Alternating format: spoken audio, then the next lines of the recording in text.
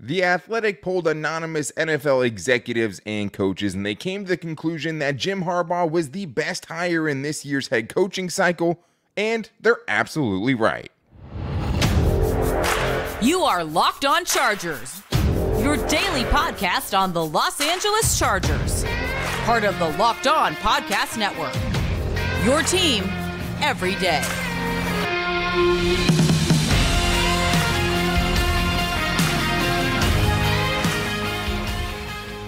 What is up, and welcome into the Locked On Chargers podcast. I'm your host, Daniel Wade, joined as always by my co-host, David Drogemeyer, and we've been covering the Chargers together now for 8 seasons, but this is our 6th year as the host of the Locked On Chargers podcast, bringing you your team every day. Thank you guys, as always, for making us your first listen today. And to make sure you never miss the show, go subscribe or follow for free on the Locked On Chargers YouTube channel and listen wherever you get your podcast from. David, what do we got today? Well, Daniel, we all love the Jim Harbaugh hire. Well, it turns out we were not the only ones. Executives and coaches around the league also agreed that the Jim Harbaugh hire was one of the best of this cycle. And also, we're going to take a look at the coaching staffs. On offense, it looks like a lot of retreads, a lot of coaches that have been there and done that. And on the defensive side, a lot of new, young, and up-and-coming coaches for Jesse Minter's staff. Now that we see that this coaching staff is almost complete, you can see that the Chargers are taking a very different approach on each side of the football. But I also want to get into Marc Trestman, the one new offensive hire we heard about, because that, I think, could be very, very interesting given his past. But today's episode is brought to you by Game Time. Download the Game Time app, create an account, and use the code LOCKEDON for $20 off your first purchase. David, the Athletic came out with an article where they asked 7 people, 4 high-ranking team executives, and 3 coaches to rank their top 3 head coaching hires. And Jim Harbaugh ended up with twice as many first-place votes in that coaching poll than any other coach did, and it's easy to see why. But Raheem Morris ended up ranking 2nd, and Mike Macdonald ranked 3rd. But my first kind of initial reaction to that is just they're right. I think there's so many reasons outside of even just what's on the football field. The Chargers absolutely nailed this hire, so I'm not surprised to see that around the league that the consensus is, even though there's some doubt, which we'll get to, this was absolutely the best hire of this offseason cycle. Especially for the Chargers specifically, because when you look at, what they've done with the coaches that they've hired, the last 3 or 4 of them have all been first-time head coaches with no kind of foundation of experience. That is the complete opposite with Jim Harbaugh. He has been a head coach in the NFL, and he's been a head coach at the collegiate level at several different stops. Not only has he been a head coach, as we all know, he has won at every single stop. So he's all not just won, but he's changed the culture. So for all of the reasons why, Jim Harbaugh comes to the table and all the things he brings to the table is all the things that the Chargers needed. So it was just such the antithesis of what the Chargers have done. Bringing in a coach with this type of experience, Jim Harbaugh is clearly the best for the Chargers and the best coaching hire of the cycle. Yeah, and I like what you said there just about him being the best fit for the Chargers specifically, because I don't think he is the best fit for every coaching hire that was available this year. But I think when you're talking about the specific woes that the Chargers have faced, the specific types of coaches that they've hired, like you talked about, the inexperience there, to be able to come in to this offseason after such an embarrassing 63-21 performance against the Raiders that gets everybody fired, to go and make the big splashy hire, to show that you are actually willing to spend the money, I think just gives you so much cachet with this fan base. I think you're giving the fan base new hope, and I think you have bought yourself a much longer leash of how long this fan base is willing to hang in there with you, because I think there's a lot of people that were getting ready to jump ship. I mean, that's just kind of what it's been like. I mean, they've earned it too. They needed someone that can come in and be a guaranteed winner, a proven winner, someone who's 44-19-1 at the NFL level. Another thing is, David, the other reason why this is such a great hire is when you look at the track record of not just success that Jim Harbaugh's had, but success that Jim Harbaugh has had with the quarterbacks that he's coached. That is another reason, because when you went into this coaching cycle, you knew you were trying to do what's best for Justin Herbert and trying to make sure that you weren't wasting Justin Herbert the same way that you wasted the greatness of Phillip Rivers. And you get a huge check from that, because you look up and down who Jim Harbaugh has worked with at quarterback, and even with the offenses that he's run that have been criticized, it feels like he maximized every one of those guys. Yeah, of course. I mean, you look at the most recent example, J.J. McCarthy. I think, I don't know if anybody was talking about him as a first-round pick, I mean, before this season even began. So after this season, after he wins a national championship, the Jim Harbaugh effect definitely vaulted him right probably into the first round and being one of the first handful of quarterbacks that get taken off the board. And, of course, you see what he did with Colin Kaepernick and Alex Smith. None of those guys are anywhere close to the talent that Justin Herbert is and what he brings to the table. So you got to imagine that Jim Harbaugh, when he was looking at potential opportunities, he's like, well, I mean, if I want to go take a crack at winning a Lombardi trophy, at winning a champion, to be known as world champions, he's got to go to the place that has the best quarterback. And that's Justin Herbert. I mean, that's why he wanted to work with the Chargers. That's why he felt like this was his best opportunity. And, you also know on the other side of the token that we haven't seen the best of Justin Herbert yet. There's been things that have dragged him down, whether it's the pass protection, the lack of running game, the lack of a good defense. There's been so many things that Justin Herbert has had to overcome. And I think when you bring in a Jim Harbaugh and the staff that he brings in and the people that he brings with him, then you can feel a little bit more confident that they're going to get the most out of Justin Herbert, and we're going to be able to vault him from a sexy name into a proven, consistent winner. And I mean, he took Alex Smith, right, and Colin Kaepernick to 3 straight NFC championship games and 1 Super Bowl. So we've seen him do it with much less. And I think the other thing here, too, is just the Chargers aren't just any team because the Chargers needed an identity. They haven't had one in over a decade.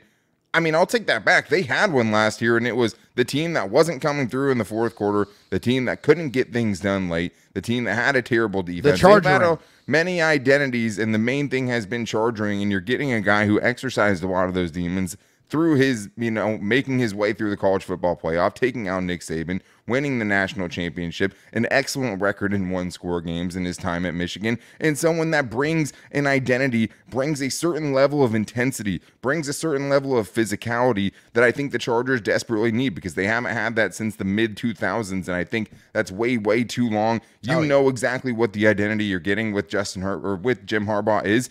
And the Chargers absolutely needed that. But there are some doubters. There was one voter that just left him off the vote completely. And the main kind of consensus was an executive who didn't list Harbaugh was curious if Harbaugh would adjust his offensive approach to keep pace in the pass-heavy NFL.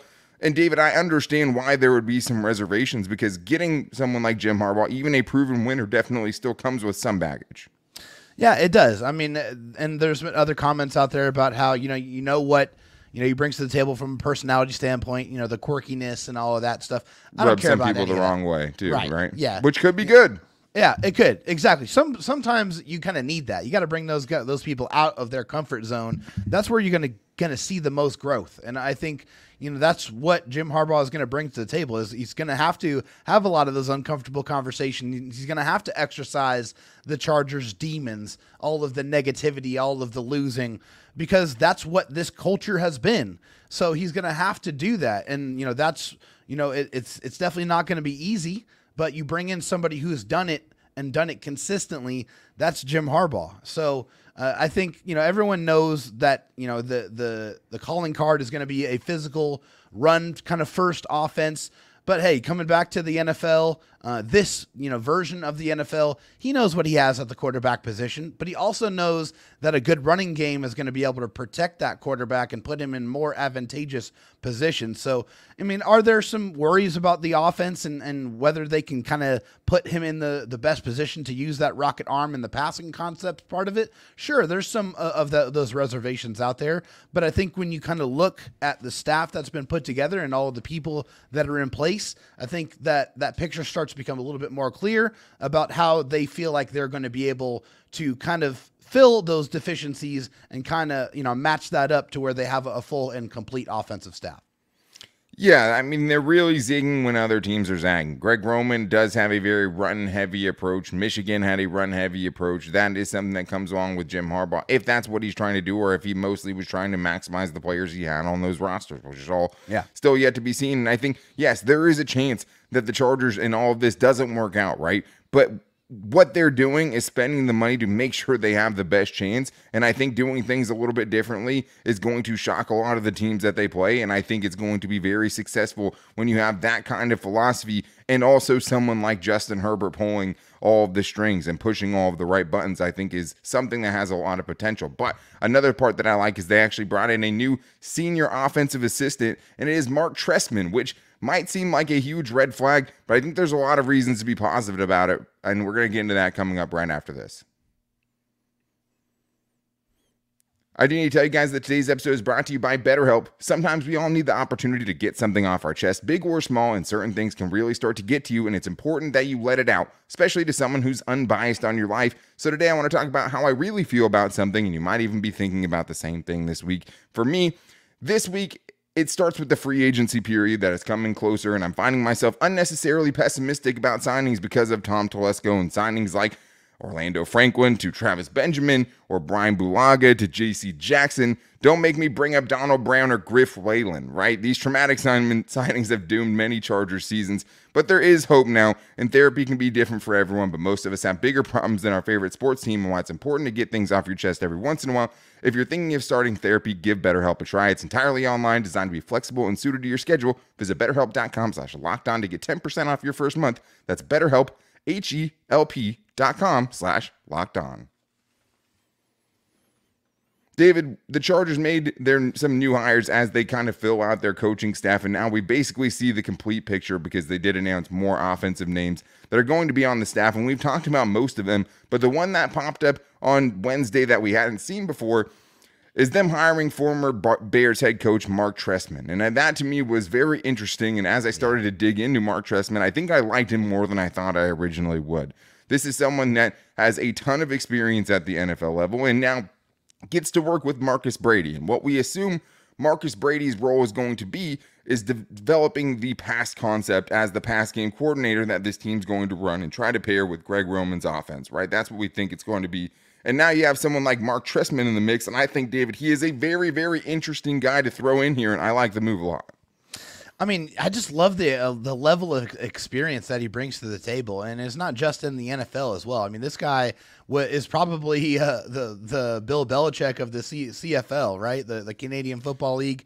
You know, I said he's the Andy Reid of the CFL when we were talking earlier. I mean, 3 chips in 7 years. That's even better than what Andy Reid's done. I'm just saying. And 2 Coach of the Year awards as well. So, I mean, this is a guy who, is very, very accomplished in the CFL, but also in the NFL. I mean, this guy has been a part of a ton of different offenses over the years. And, I just love the idea of bringing in somebody who has that level of experience to just be part of the think tank, be part of the team that's going to be putting together this offense with Jim Harbaugh. I like it. Yeah, and the thing is, I think a lot of red flags pop up because that he was a disaster in the NFL. Only lasted 2 years with the Bears in 13 and 14, and also ended up being the Ravens offensive coordinator, so worked with Jim's brother in Baltimore and got fired less than 2 seasons into that. But the other thing that I forgot about was just how damn good the Bears offense was in 2013 with Jay Cutler and Josh McCown at quarterback. The numbers that those guys put up, if you're talking about maximizing what you have offensively with your weapons, 2013, Alshon Jeffrey had over 1,400 receiving yards, and Brandon Marshall had over 1,100. Matt Forte had almost 1,200. And Matt Forte had almost 2,000 yards from scrimmage that year, over 1,300 yards rushing, 594 receiving yards. Hell, Martellus Bennett, the tight end who didn't do much during most of his career, over that 2-year span had 1,675 receiving yards as a tight end, including 916 in 2015. So it's just 2014, but those are crazy numbers for that specific offense with Jay Cutler. And obviously, hey, he might not have been a good head coach. The defense was terrible there. They didn't have a great team, but man, that offense was something to witness. And that's okay, right? Not everyone is destined to be a head coach. Maybe they are better suited to be an offensive mind, a defensive mind, to have that specialty. That is definitely not a problem. There's a very nerdy guy. Yeah. According to a lot of reports, right? Maybe not his forte being the leader of all men, right? Yeah, probably not. But I mean, a guy that clearly understands what is going on the offensive side. He understands the concepts. He understands the players that he has, and he definitely knows how to put those guys in position to have success. I mean, to consider having 2 receivers that had over 1,200 receiving yards and a running back that had 2,000 yards from scrimmage is unbelievable. I mean, that's, having Keenan Allen and Mike Williams both go for 1,200 plus and almost 20 touchdowns. I mean, could you imagine that? Like that's pretty almost exciting. Saw in 2021. Yeah, almost did. But, this is a guy who, I think really has the experience getting the absolute most out of the offensive players that he had at his disposal. And now he gets to play around with the prospects of Justin Herbert and Keenan Allen. And I think that's definitely got to be exciting for him. Yeah, and if you check out my Twitter at Dan Talk Sports, you can actually see Marc Trestman writing about Justin Herbert for the 33rd Team, which is Excellent. a website he wrote for. The website he wrote for before taking this Chargers job, and he was talking about last year, even when things were so bad, if Justin Herbert was an elite quarterback still, and it's safe to say that he still thinks that he was. So you can check that out on my Twitter. Go to 33rdfootball.com.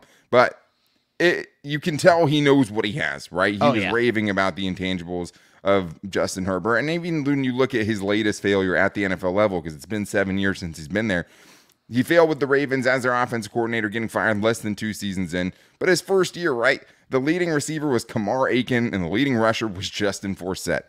He also had 4 different starting quarterbacks. His best weapons over that 2-year span, the best one was probably a 31-year-old Mike Wallace, and the second one was probably a 37-year-old Steve Smith. So, David, you've seen good things from him offensively, right? And you also have times, back 2002 with the Raiders, Rich Gannon MVP year.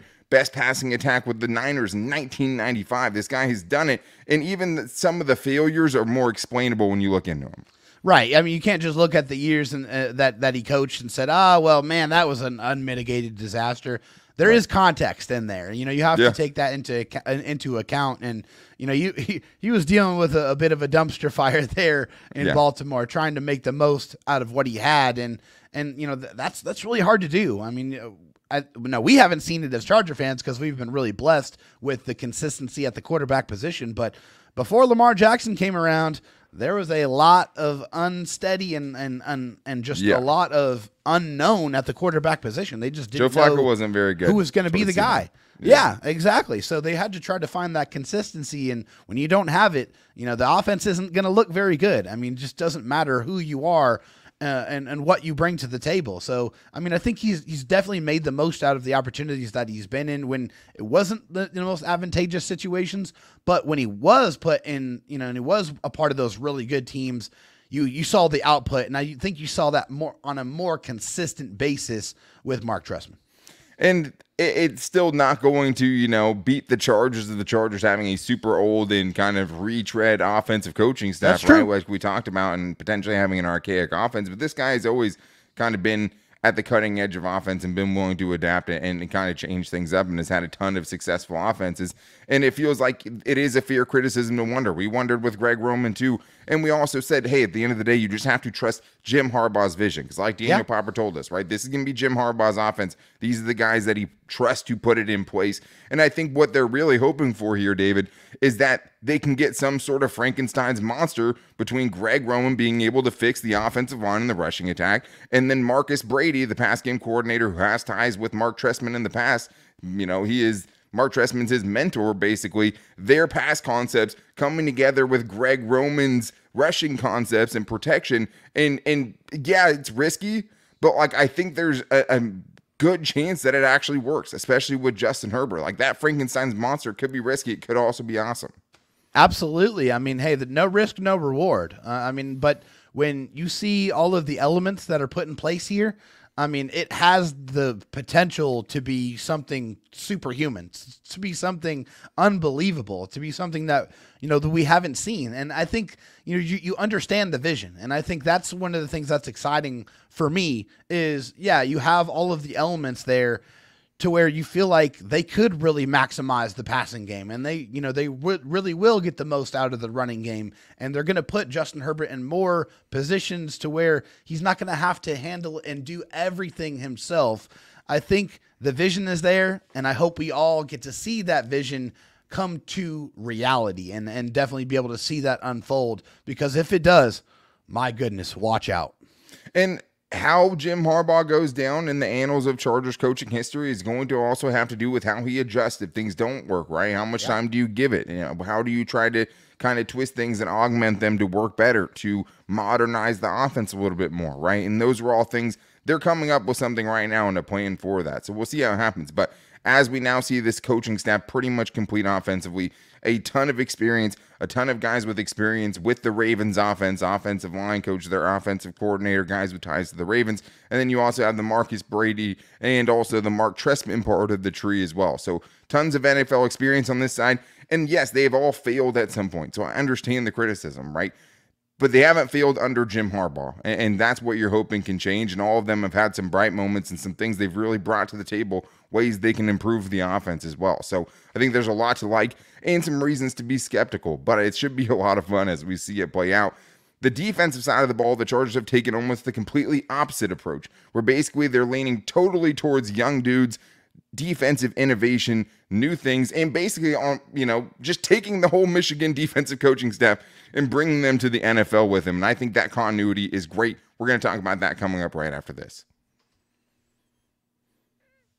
First, though, I need to tell you guys about Game Time, because that is the fast and easy way to buy tickets for all sports, music, comedy, and theater near you. And I know it's sad that football is over, but the good news is you can still get all the best tickets at Game Time with killer deals on last-minute tickets and their best price guarantee. You can stop stressing over the tickets and start getting hyped for the fun that you're going to have. It takes the stress out of getting your ticket, and the Game Time guarantee means you'll always get the best price. If you find the same tickets in the same section in row for less, Game Time will credit you 110% of the difference, and it gives you all of the prices up front, so you know that you're getting a great deal before you hit the checkout line. You hate to see really cheap tickets, then you hit checkout, then all the fees come in, and you're like, okay, this is a $50 more ticket than I thought it was. You don't get that with Game Time. You can take the guesswork out of buying tickets. Download the Game Time app, create an account, and use the code LOCKEDONNFL for $20 off your first purchase. Terms apply, but again, create an account, redeem the code LOCKEDON NFL for $20 off. Download the Game Time app today. Last minute tickets, lowest price, guaranteed. David, we talked about the offensive coaching staff and kind of coming complete, and now let's talk about the defensive coaching staff, where we talked about a lot of the guys. Just talked about how excited we were about Navarro Bowman. Talked about some of the other guys like Jesse Minter, their defensive coordinator, who we're on board for, and some of the other guys like Steve Clinkscale and so on and so forth. But just as far as the approach goes, right now that we see it, you can definitely see what the Chargers are going for. I do want to tell everyone, though, to make sure they're checking out Locked On Sports Today, the first ever national 24/7 sports streaming channel now available on YouTube. The only place that's doing it with the best experts, the way that Locked On covers locally like no one else can. So make sure you guys go subscribe to that first ever national 24/7 sports streaming channel.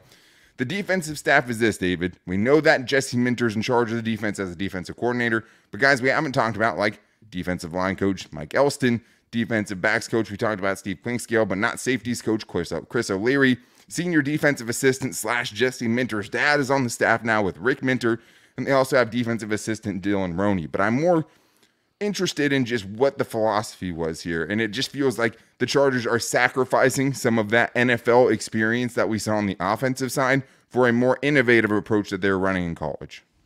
And I like it. I like what they're doing on the defensive side of things, because a lot of these guys are a part of the same exact defense that Jesse Minter ran at Michigan. I mean, they all pretty much worked under him, with the exception of O'Leary, who's coming from Notre Dame. But even that, there's a connection there between him and Jesse Minter. So they're all of these guys are all from that same tree, all from that same system. And I like the continuity of that approach. Yeah, they're younger coaches, but they have done that in college and done it at an extremely high level.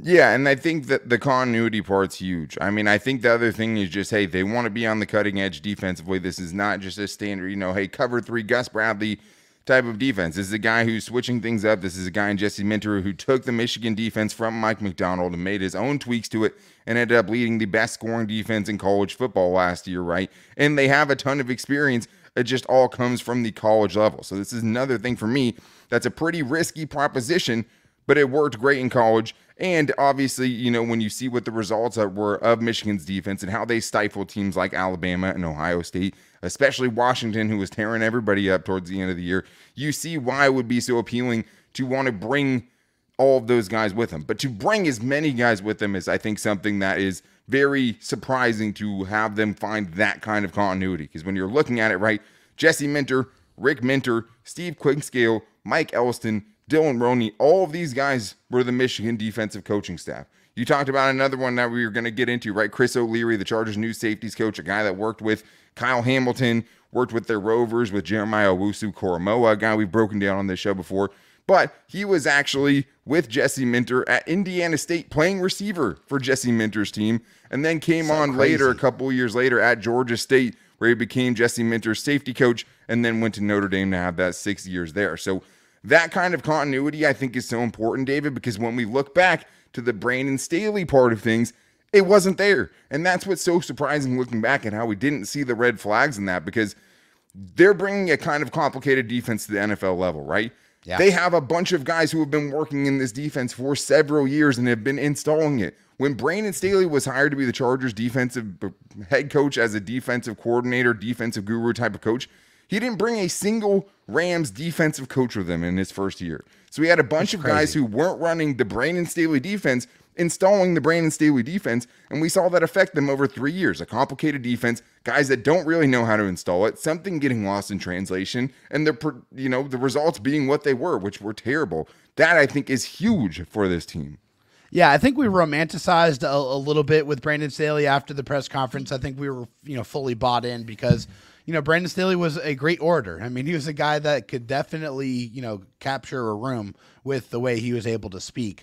But we didn't really put those things in place. We didn't really recognize that lack of continuity there, of all of the different coaches from all of these different programs coming together to try to teach, this defense that he was running at the NFL level. So to have, this continuity now with Jesse Minter and the majority of the Michigan coaching staff, quite frankly, on the defensive side, coming over, not only, being in that defense, but excelling in that defense can teach that defense, I think, a lot more effectively and disseminate that from Jesse Minter because and they know the message, right? This is not something that, they're having to learn on the fly. They already know how this defense runs. They know how to teach it. They know how to, make it come to life and really excel. And that's the vision that the Chargers want to have here is you want to cut down that learning curve. You want to cut down that install time, and you want to make sure that these players are out there not thinking and just going out there playing fast because they know the defense. And I think having a coaching staff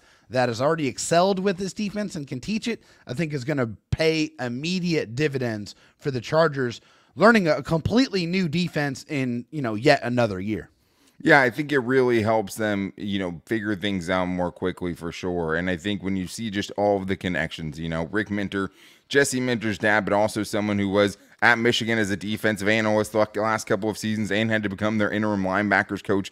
40 years coaching experience overall at the NFL and the collegiate level, has been a head coach, been a defensive coordinator at several stops. And then someone like Mike Elston, who has ties with Chris O'Leary at Notre Dame, the Chargers' new defensive line coach, right? Coached a lot of talented players in that defensive line, has been with Michigan as their defensive line over the last couple of years. And to help these new defensive linemen get up to snuff, you hired Dylan Roney, who is his assistant, basically helping with the defensive line at Michigan. So it all comes together there, even when you're looking at the offensive side of things, right? Like Greg Roman has worked with Mike Devlin before, right? Yeah. Even Marc Trestman has worked with Jim Harbaugh's brother before, and they all know each other in some way, right? There's all the connections are there, even if they're a little bit more spread out. They're not just taking, all of the defensive guys from Michigan and bringing them to the Chargers. So it is risky. You don't have a ton of NFL coaching experience on this side. Obviously, Jesse Minter had a stint with the Ravens at the NFL level. But I like what they're trying to do. And if you're going to go this way, if you're going to go young, if you're going to go innovative, if you're trying to bring a collegiate defense to the NFL level, and we saw it with Mike Macdonald. We know it can work at this level. Oh, yeah, for sure. Bring everybody so you have the best chance of being able to not only make a good defense at the NFL level, but do it quicker. Do it more quickly.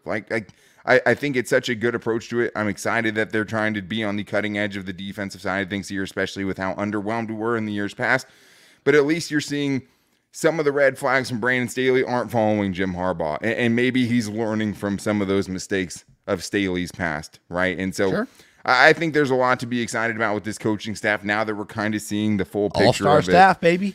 he said it was going to be, and I like it. Are there questions? Sure. Am I going to trust the vision? Absolutely. But that is going to wrap things up for today's show. We'll be back with you guys tomorrow, maybe getting into our stay or go, kind of giving our final decision on what we think is going to happen with some of these big names and the Chargers impending free agents as those parts of the offseason get here. But to make sure you never miss the show, go subscribe or follow for free on the Locked On Chargers YouTube channel and listen wherever you get your podcast from. I also want to just take a moment here to talk about something that's a little tougher to talk about with what happened at the Kansas City Chiefs parade, getting their Super Bowl parade in Kansas City and having an active shooter event, and just knowing that it is hard to do this when you have something like that, such real life thing. Obviously, all rivalries aside, just as a person, feeling for everyone that was affected with that, giving all of our thoughts and prayers to anyone affected by that in Kansas City. We want to be an escape for people, but also have to realize the real life, terrible, kind of just crazy cruelty that you see, and things that just kind of supersede all sports and everything else. So thinking about everyone that was affected by that, thank you for being able to give us something to get our mind off of it and coming to listen to this show. So make sure you guys never miss the show by following me and David also on Twitter. You can find me at Dan Talk Sports and David Drugmeyer at Dro Talk SD. And you can also find the show every day on our Instagram at Locked On Chargers and our Locked On Chargers Facebook page and at Locked On Chargers on Twitter. So we'll be back with you guys tomorrow with some stay or go probably. But until then, guys, take it easy and go Bolts.